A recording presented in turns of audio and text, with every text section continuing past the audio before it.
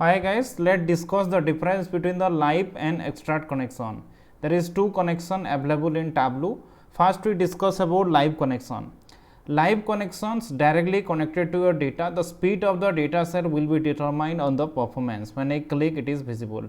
That means live data source, when I connect the data to any live platform, like I have connected the data set to Azure like Cloudera Hadoop or any cloud platform like Azure SQL database.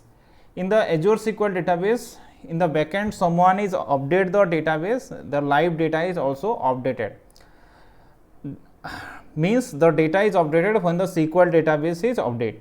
In case of a extract connection, what happens if I take the data from my local machine, means local machine I have Excel file, I have text file, I have CSV file. If I have connected with SQL, that is install my machine, that is used as extract connection.